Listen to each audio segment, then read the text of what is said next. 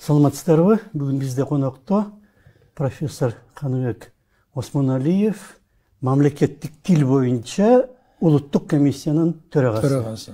2 айдай болып қалды ғой, сіздің дайындалыңыз. Емін үшін физик, мұрдағы министр, дин комиссиясының да төрағасы болған сөз, емін үшін тілге барып қалдыңыз. Мен өзім үшін дағы бұл шынын айтайын, күтусіз болды. Анткени мен Улуттук университетте профессор болуп иштеп атканмын акыркы жылдары. Бирок өзүм активдүү түрдө катышып, социалдык желилер аркылуу өзүм оюн билдирип, баягы көнгөн ишибизди жасап, ушинтип жүргөнбүз. Анан бир күнү президент Садыр Нуркожоевич чакыртты деп бардым.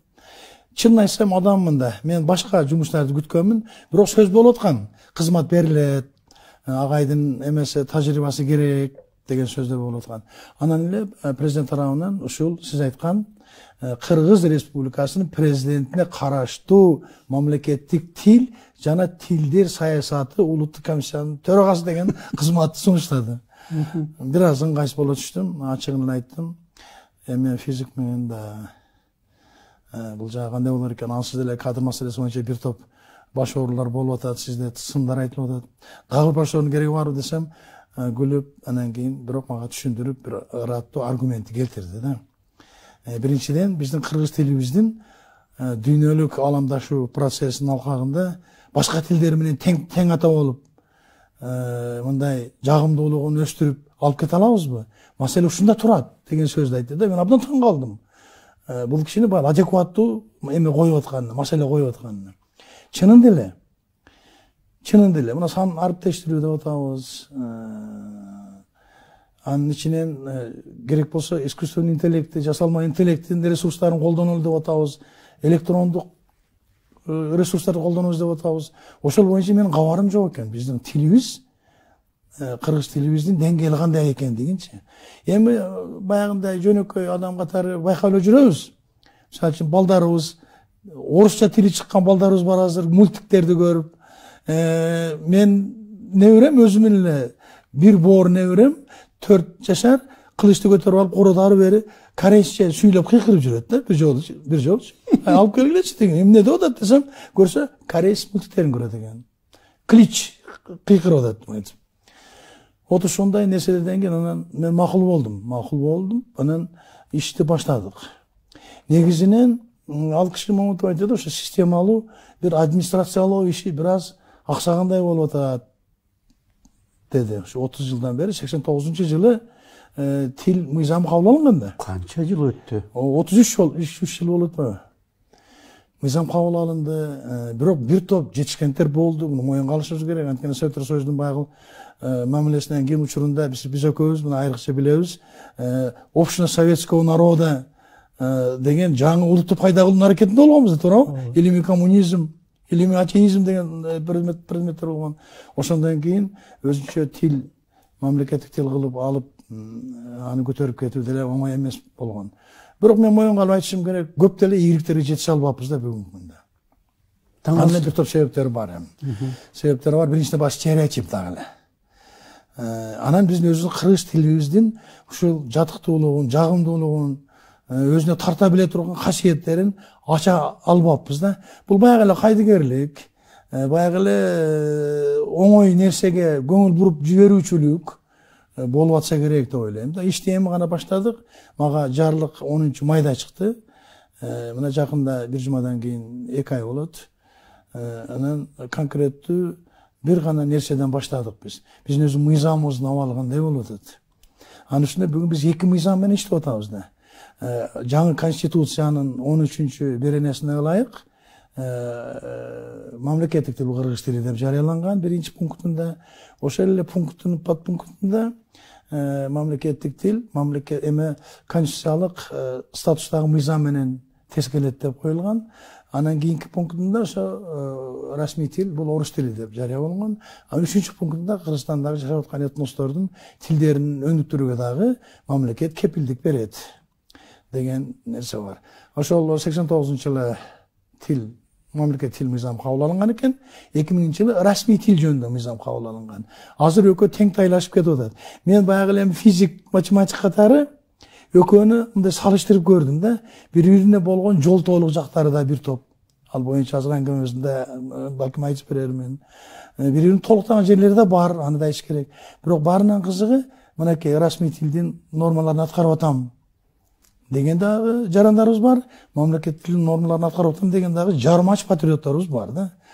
Иши кылып нормативдик, укуктук жактан дагы бир топ проблемалар бар экен. Дагы бир проблема иш кагаздары. Эмдигиче толук кандуу биздин мамлекетти кыймылдаткан, саясатты кыймылдаткан, экономиканы кыймылдаткан, билим берүү, илим, бардык маселелерди кыймылдаткан иш кагаздарынын толук кандуу кыргыз тилинде жеткире албагандыгыбыз мени көп таң калтырды. Сырттан туруп эле баягы сын айтып жүрөрчүбүз да, мен дагы кошулуп. Азыр ичинен киргенден кийин мен ушунун баарын өз көзүм менен көрүп атам да. Ушул азырынча абал. 30 жылдын ичинде документтерди кыргызчалай албай эткенбиз да. Кыргызчалай албаптырбыз. Бирок биздин окумуштуулар жакшы эле иштешиптир. Терминологиялык сөздүктөр болуптур. Иш кагаздарынын кыргызча айтылыштары бардыгы тескелиптир. Бирок эми ал бардыгы теория жүзүндө да керектүү сөздүктөр чыгыптыр. Бирок чынына келгенде, иш жүзүнө келгенде аны колдонгонго ушу дитибиз барбай, моюн толгоп келет экенбиз да. Анан төшүбүздү урабыз, улуу элибиз деп, бирок ишке келгенде жакшы болбой калат экен. Жакшы болбой калат экен. Ошол мыйзамдын аткарылышына келгенде, ушу бир эле тил жатын демесем, бардык учурда эле мыйзамды аткарып, тегеле бир жыргатып ийген жерибиз жок да. Фискалдык мыйзамдар болобу, экономикалык мыйзамдар болобу, ал турсун билим берүү тармагында деле эмнени жыргатып атабыз. Вот ошонун эле бири катары, бирден бир себепкерлердин бири катары ошо өзүнүн эне тилибиз жөнүндөгү мыйзамды ишке ашыра албай жүргөндүгүбүздүн өзү мындай бир лакмус кагазындай болуп атат да. Салып туруп карасак, түсүбүз кандай экендиги дароо көрүнүп калып атат да. Вот. Азыр биз эмне кылып атабыз? Мен ошол акыркы 30 жыл дебейин, бир 15 жылдан бери жактагы аракеттердин бардыгын изилдеп көрдүм. Керектүү учурда өкмөттүн токтомдору чыгып атыптыр. Жогорку кеңештин токтомдору чыгып атыптыр. Ошол эле 1989 жылы чыккан мамлекет тили жөнүндөгү мыйзамга бир нече өзгөртүүлөр күчөтүлгөн, өзгөртүүлөр киргизилиптир. Бирок ошонун бардыгы эмнегедир эле өзүбүздү жубатуу үчүн мынакей жасап атабыз деген нерсе болгондой да. Мына мен азыр башкарып аткан комиссиянын иш аракеттеринен эч кандай мындай бир практикалык ийгиликтер болгонун мен байкай алган жокмун да. Ооба, китептер чыгарып атыптырбыз. Анан кийин баягындай программалар, тилди өнүктүрүү боюнча азыр экинчи программа иштелип атыптыр акыркы 10 жылда. Эми ишке ашырылып атыптыр. Биринчи программада 340 миллион сом акча бөлүнгөн экен 5 жылга. Бул дурус эле акча. Эгерде Илимдер академиясынын бир жылдык бюджети 250 миллион деп эсептесек, 340 миллион сом. Бирок аны эмнеге кетиришкен? Аны баягындай монографиялар чыгарганга, аны баягындай кээ бир классик жазуучулар немал керек, баягы чыгармалар жыйнаган кайтадан басып чыкканга, бирок азыр элдин талабы, жаштардын табити, ошолорду окуйбу дегенде маселе турат. Кандай кайгылуу болгонмен ушул маселени да эске алышка туура келет да. Анан азыр эми 21 жылдан 26 жылга чейинки мамлекеттик тилди өнүктүрүү программасынын 2-3 жылына кетип атабыз. Вот ушул жерде бир топ маселелер бар экенин көрдүм да. Жөн эле баягы формализм дагы эле. Мисалы, бир эле ушул биздин комиссиябыз ошол программаны аткарууга көмөктөш болгон башка министрликтерге дагы тапшырмалар берилген экен. Мисалы үчүн билим берүү министрлигине, маданият министрлигине. Биздин бир эмебиз бар, ушундай бир менталитетибиз бар экен. Ар бир министрлик өзүнүн очогуна күл тартат. Мисалы маданият министрлиги. Ошол эле программада, кыргыз тилин өнүктүрүү программасында бир пункт бар экен. Ушул спектакльдерди коюу жолу менен, пьесаларды коюу жолу менен элди тартып мамлекеттик тилге ыңгайлаштырып кызыктыруу жагы. Ошого айталы, могул азыркы жыл 22-23 жылга 16 миллион 400 миң сом акча бөлүнүптүр. Бул абдан жакшы акча. Ошо бир эле эпизодда жакшы акча. Бирок эмне кылып атат? Мен ошол Маданият министрлигинин берген баягы заявкасын көрдүм. Дагы эле баягы өздөрүнүн классикалык пьесаларынын эмелерине, костюмдарына, декорациясына, bir 30 жыл мурун жазылган эле пьесаны кайта коюуну жаңылап, ушуну менен анан айтып атышпайбы ошол адистери. Мынакей дейт, агай, биз муну жаңылап атабыз, эми жаңы костюмдарга эми кызыгып келишет кыргыздар, кыргыз балдарын алып келишет. Бирок мен бир ушундай массалык түрдө ошо театрларга барып көргөн жокмун да, байкаган да жокмун да. Азыр ушундай нерселер болуп атат. Билим берүү министрлиги тарабынан ал турсун 7 миллион сом акча былтыркы жылдын эсебинен аягына чейин ишке ашыра албай коюшуптур. Не освоено деген. Не освоено деген. Ошол орусча айтканда ишенебиз го. Мына ошого окшогон бул кайдыгерликпи? Пайдаланылбай калган. Пайдаланылбай калган, кайта финансы министрлиги кубанган боюнча өзүнүн эмесине алып койгон жалпы. Эми быйылкы жылга берем аны. Күмөнүм бар беришке. Ошон үчүн кийинки учурларда президенттин улам тынчсызданып атканынын эмеси ушунда болуп атат да. Бул дагы өзүнчө маселе. Анан бирок жакшы иштер болуптур. Айрыкча акыркы 2 жылда ошо профессор Назаркул Ишекеевдин учурунда бир жакшы долбоор сунушталган экен. Кыргыз тилин, мамлекеттик тилди электрондук тилге өткөрүү боюнча, анан кийин жасалма интеллект боюнча айталы үндөн кагазга түшүрүү, кагаздан үнгө чыгаруу, баягы Россиянын Алиса деген программасы бар го. Вот ошонун эмеси тибинде. Ошону жаш балдар, жигиттер, 30 нар жак бер жагындагы жигиттер аткаруучу болуп, ошол 2 позицияны жасашыптыр. Мен келип эле, мен физик катары тез эле түшүндүм. Дароо ошого жармаштым. Анткени тилдин жагымдуулугу, жугумдуулугу деген ушул да. Жаштарыбыз кызыгат. Өзүнүн бар смартфондоруна коюп алат. Тескеме катары коюп алышат. Анан ошону бир шере өзүнүн презентациясын көрүп, анан бир ай болуп калды. Биздин президенттин администрациясынын кызматкерлерин алып барып презентация жасаттым. Алар да кантип мынтип жутуп түшүнүп андай мындай болгон бир 15 күн өттү. Кече дагы ошону эле кайталап жасаттым. Эми азыр баягында тапшырмалар кетти. Эми экинчи этабы ошо быйыл 23-жыл экен, 24-жылга чейин барат экен. Акча бар. Акча эметилген, көрсөтүлгөн, бөлүнгөн убагында. Ошонун эми семантикалык анализи болот экен. Синтез анализи болот экен. Натыйжада ошол Алисанын бардык мүмкүнчүлүктөрүнөн да ашып түшкөн нерселер жасап атышат кыргыз тилин балдар. Бирок аны көп билбейт да. Кептин баары эмнеде болуп атат? Бир уникалдуу бир инсаныбыз бар. Асанов Эмиль Дайырович деген. Мен тааныйм. Өзү Москвада атактуу Бауман жогорку техникалык училищесын бүткөн. Тамга кит деген программасын уккансызбы? Биринчи жолу кыргыздын ариптерин компьютерге ыңгайлаштырган, тамга кит программасын киргизген. Ошол акыры жадап компьютерлерге жөнөкөй эле мектептеги колдонулган компьютерлерге ушу программаны киргизген аракети ишке ашпаптыр да. Же министрлик колдоптур, же администрация колдоптур, же губернаторлор колдоптур. Ал да өзүнүн презентациясын жасады кече. Мына сизге келердин алдын мен бүт өзүм чиновниктеримди чакырдым дагы, ар бирине бирден байлап койдум. Келгиле, эч боло дегенде Бишкектин бир районунун мектептерине киргизели. Кичинеден баштайлы. Калган нерселер колубуздан келет. Гези чыгарыш, китеп чыгарыш, андай мындай нерселер. Анан албетте анимациялык мультфильмдерди элементардык үчүн мультфильм серияларын тартууга болбосун. Азыр биздин ошол мультиктерди жазган сценаристтер көбөйүп калыптыр. Болгондо дагы байке жаш жигиттер, жаш кыздарыбыз Туркиядан бүтүп келген, Россиядан бүтүп келген, Европадан бүтүп келген, эки японец жүрөт, кыргыз японецтер деп коеюнчу. Алар кайчы иштеп атышат? Баягындай жеке фирмаларда. Казакстанга 50 сериялуу мультиктин сценарийин жазган кыргыз бар экен. Бизде аны түзөт экен, бул эшти барып түзөт экен, тигил эшти барып түзөт экен.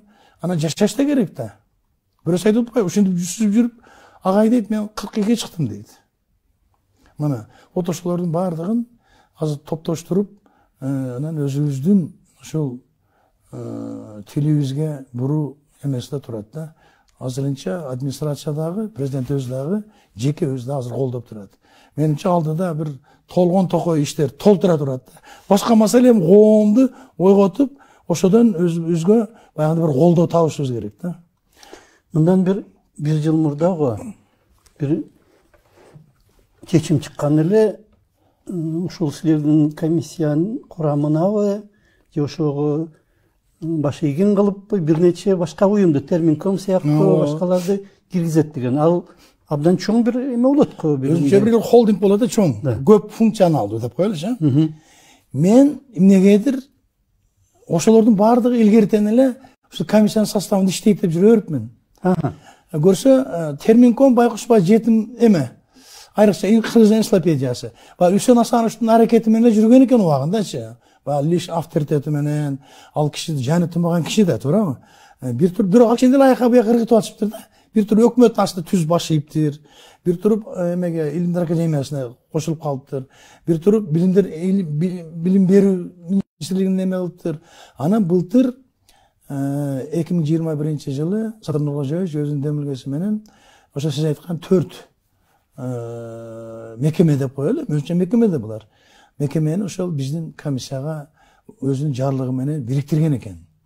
Анан өкмөттүн регламенти боюнча жарлык чыккандан кийин 2 айдын ичинде өкмөт токтомун чыгарып, каржы маселесин чечип, имарат маселелерин чечип бериш керек. Бирок эмнегедир 11 айдан бери ал маселе ишке ашпаптыр.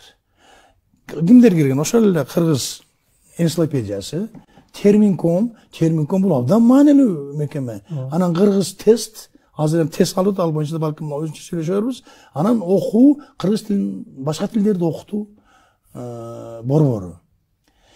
Кыргыз тест өзүн өзү эптеп кетиптир. Азыр биздин менен чогуу иштеп атат, жакшы. Энциклопедия менен Терминком дагы эле баягы журтта калган баладай болушуп, же маяналары жок. Кандай маянасы эмне үчүн жок? Эмен токтотуп коюптур да. Себеби баягы өкмөт токтом жасалган эмес, элементардык эле өкмөт токтом жасалган эмес. Маяна 11 айдан бери жок болсо, 11 айдан бери кылмышты. Кылмышта. Аларды болсо баягы отпуск без содержания деп коебуз го. Ошентип чыгарып ийген. Бала чакаларын багыш керек да. Мына көрдүңүзбү? Энциклопедиянын жарымы азыр Илимдер академиясында отурат, жарым бизде отурат. Типографиясы бар экен, бир кезде баягы 10 томдук энциклопедияны чыгарышыптыр. Ошол 8 томун бүт 5000 дана эме чыккан экен экземпляр. Аны бүт эмелерге таркаттыр, областтарга таркатышыптыр. Мынанча сомдон деп. Кээ бирлери төлөшүптүр, мисалы үчүн Ош мэриясы акчасын төлөп бериптир. А калгандары 8 жылдан бери төлөбөй, ошол губернаторлордун эмеси менен баягы жалакайлыгы деп коебузбу, же кенеместиги деп коебузбу. Эми азыр мен маселени башкача коюп атам. Эми айланайын. 8 жылдан бери акчаңарды ала албасаңар, эми будан албайсыңар, бербейт алар эми. Андан бери 5-6 губернаторлор алмашып кетти. Эми бир жакшы ак кисе жасап эле, жөн эле бекер эле өкмөттүн токтому менен эме кылыш керек буну. Чыгаша кылып коюш керек.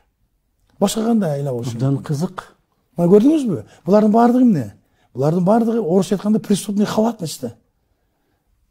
Вот, эми Терминком. Терминком да ошондой.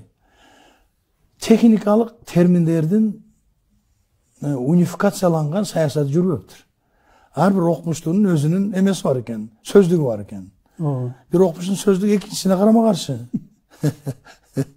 Вот. Анан атайын комиссия түзүлүптүр, комиссия деле 2 айда 3 айда бир топтолот экен конкреттүү маселе боюнча. Өзү мисалы үчүн мына өзүбүздүн боордош казактарда 87 киши иштейт экен. 36 томдук терминдердин сөздүгүн даярдап чыгарып коюштур. Кагаз вариантындагы, электрондук вариантындагы. Ар бир каалоочу интернетине кирип керектүү терминди ал жерден сууруп чыга алат. Бизде Текшерип алат. Да, анан колдонот. Эң башкысы колдонот. Алардын баары унификацияланган. Батыш Казакстандагы, Чыгыш Казакстандагы бирдей терминди колдонушат. А бизде бир эле терминдин бир нече синонимдерин колдонуп, талашып, баягы кызыл чекке болуп мушташып жүргөндөр канча. Ал ортодо кээ бир сабатсыз adamlar bir terminlerdi girgizip jiberet. Barakelde. Barakelde. Eldim barxan sülep katlar. Anı Maris takır başka jaka ketip kalat. Takır başka jaka ketip kalat. Mana ököz azı gülös. Spin. Это же аббревиатурада, тура. Это квантовые числа, электрондун кванттык саны, англиялык, англис 4 сөздүн башы эмес, КПСС дегенде. Аны которуп коюптур, спина деп туруп, аны кошуп туруп, ийин деп которуп коюптур. Как? Ошондой жүрөт физика боюнча энциклопедия эмеде, терминологиялык сөздүктө. Мен орусча спина деген сыяктуу. Ошондой кылып, ошого баягындай үндөштүрүп. Лазер деген сыяктуу да. Эмне көрдүңүзбү? Demek anı fizik sunuş kılgan emez. Anı je filolog je tarihçi sunuş kılgan değil mi? Onlar mağa boluşmasın. Mana gördünüz mü? Otuşunday жоопкерсиздик мамиле болуп атыптыр. Ачынында терминологиялык сөздүк чыккандан кийин мен ушинтип ойлойм. Академиянын, Илимдер академиясынын катуу кароосунан өтүп, окумуштуулар. Анан кийин менимче даже керек болсо өкмөт токтому менен бекитилиш керек да. Мыйзамдык же болбосо актылык күчкө ээ болуш керек. Абдан кызык. İş abdan көп. İş abdan көп. Анан эми иш кагаздар боюнча сурадыңыз. Убакыт болсо кичине. Бар.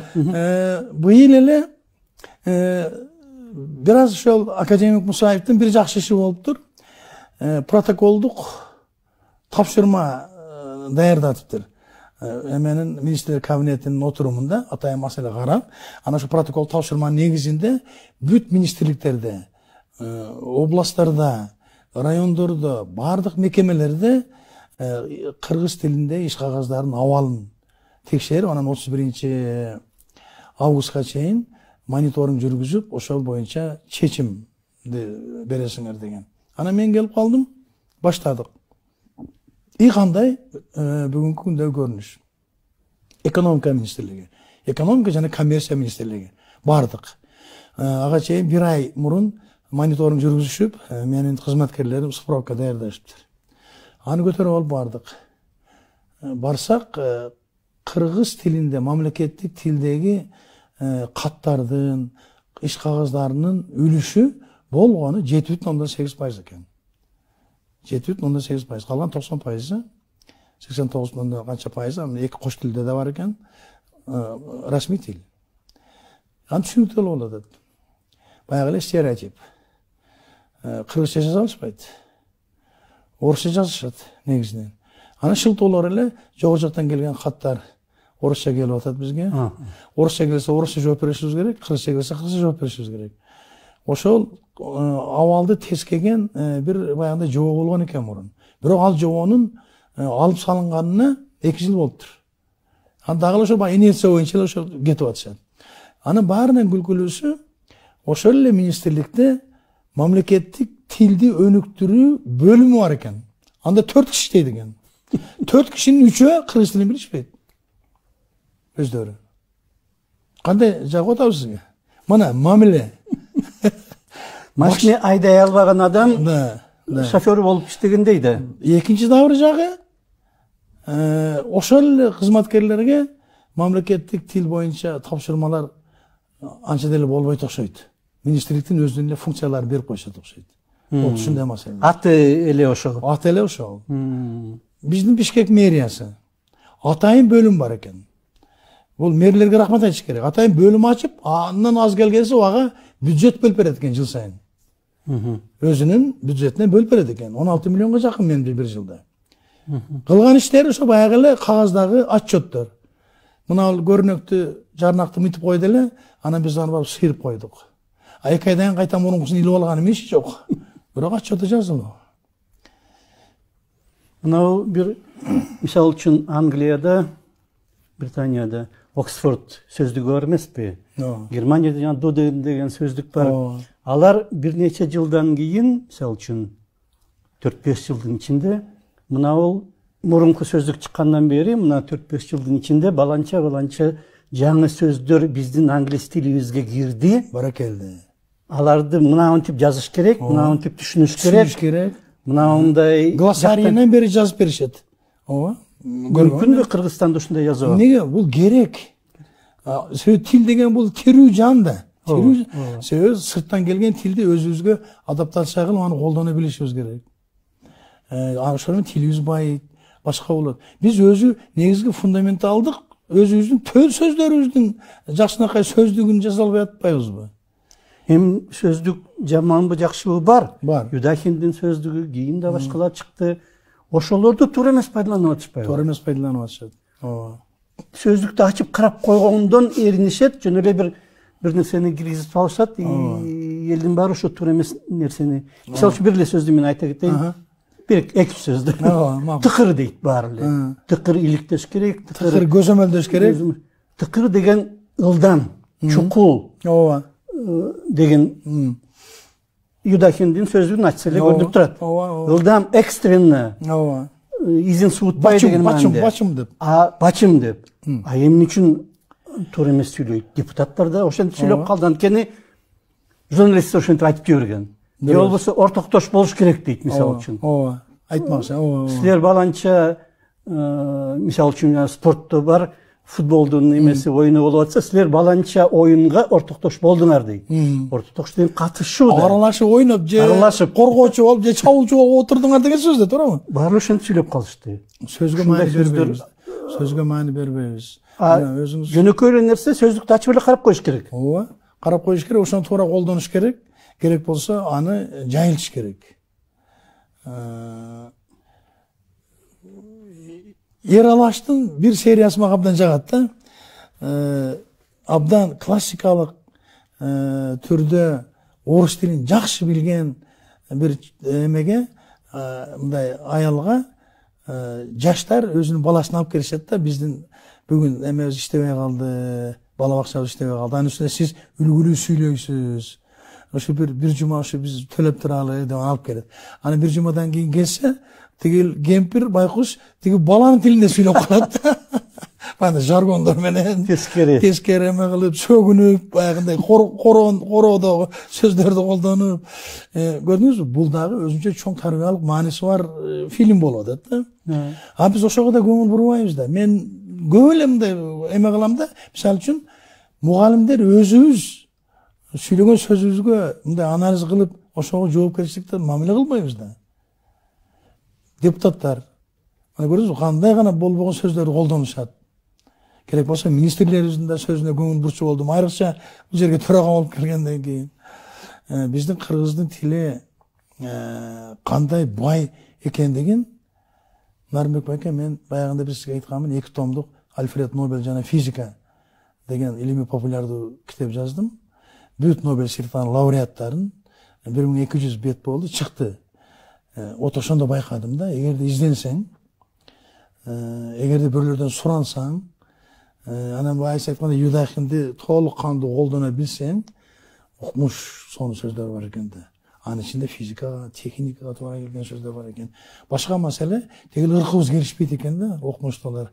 Ошону бир унифицировать этип, бирдейлештирип, ошону пайдаланыш маселеси дагы эле болсо абдан эме экен. Ошо биздин негизги максатыбыз, биздин комиссия негизги максаты ошол болуп атат. Ана сиз көңүл бурдуңузбу?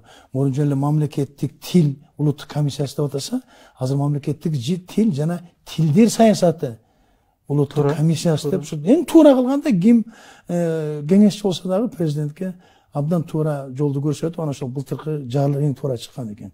Бул тил деген бул саясат да. Бул коммуникативдик курал да бул. Биздин тилибиз башка тилдерден калышпай турган касиеттери бар, ресурстары бар. Ошолор жоготпой, кайра ар бир адамга бир мындай өзүнчө пайдабал болот да, өзүнүн маданиятына, бардык келечегине, эгерде тилин бай болсо. Ооба, мына гезиттер айрыкча ошол 90-жылдардан кийин гезиттердеги колдонулган терминдер кандай күлкүңдү кетирет, бир туруп күлкүңдү кетирет, бир туруп кыжырыңды келтирет, бир туруп баягындай ичиң күйөт дегендей да. Сөзмүн сөз которуп салышат. Сөзмүн сөз которуп салышат. Ана болбогон жаргонду рубриканын башына коюп алышып туруп, анан ошо менен кетет. Анан балдар окуйт, жаштар окуйт, башкалар окуйт. Мен бир нерсени байкадым. Өзбекстанда ушул маселе керек болсо штраф салынган, айыппул салынган чейин барышат экен да. Редакторду жумуштан алып койгонго чейин барышат экен да. Өздөрүнүн адабий өзбек тилинин айла чекесинде саясат жүргүзүшөт. мен кече латиницада өтүп кетпеди. ооба латиницага өтүп кетти. Ооба азыр эми дагы эле баягы өтүү мезгили бүтө эле экен. Бирок ошол латиницага өтүү, анын тугуштары аркылуу сөздөрдү берүү эмеси азыр абдан катуу кетип атыптыр да. Эми бул бир эле күндө баягы рубильдикти өчүргөндөй болбойт экен да, же жандырып койгондой болбойт экен да. Балким ондогон жылдар кетиши мүмкүн. Вот ушундай маселелер абдан көп. Ушул эксперименттер абдан көп залакасы тийди го, анткени. Залакасы тийди. Орфографиялык эксперимент эсиңиздеби? Кара суу дегенди тире коюп жазалыбы, же жөнү жазалыбы? Жаллап атты темен жазып. 2002-жылы го. Ошондой болду, ошондой. Келген, бирок кийин бир 4-5 жылдан кийин кайрып келишти. Бирок ага чейин бир топ муун бузулуп калды да. Эмгиче бузулган. Эмгиче мындай күмөн санап жүрүшөт да. Ошол эмне үчүн ошондой болуп кеткен? Билбейм, ал дагы ошо сиз өзүңүз башында айткандай бир академиктин же болбосо бир өтө акылдуумун деп сезгендин бир реформасы болду дейм да. Шундук. Аябай зыян тилге, маданиятка аябай чоң зыян тийген. Биздин убактыбызда аяктап калыптыр. Дагы эгерде сиз каршы болбосоңуз, дагы жолугуп ушул тил боюнча. Мен даярмын. Анткени сиздин алып барууңуз абдан популярдуу. Мени көзүңүзчө мактабайын. Себеби сиздерде баягы YouTubeга чыгарып атасыздар, Facebookка мындай бири-биринен эметип атышат. Биз даярбыз. Өзүбүздүн борбордук аппаратыбызды бир топ түздөп келе жатабыз. Бир эле мен өзүм эмес, биздин укмуш, сабаттуу, билимдүү кызматкерлерибиз да бар экен. Балким ошолор менен дагы маек эметкенчи, анткени өзүбүз түздөбөсөк, Нарынбайке тилибизди, кыргыз тилибизди бизге өзбек туугандар, казак туугандар келип түздөп беришпейт да. Рахмат. Чоң бизде конокто Каныбек Осмоналиев болду, профессор, физик, бирок азыр мамлекеттик тил боюнча жана тил саясаты боюнча улуттук комиссиянын төрагасы. Рахмат. Рахмат сизге. Рахмат сизге. Саламат болуңуздар.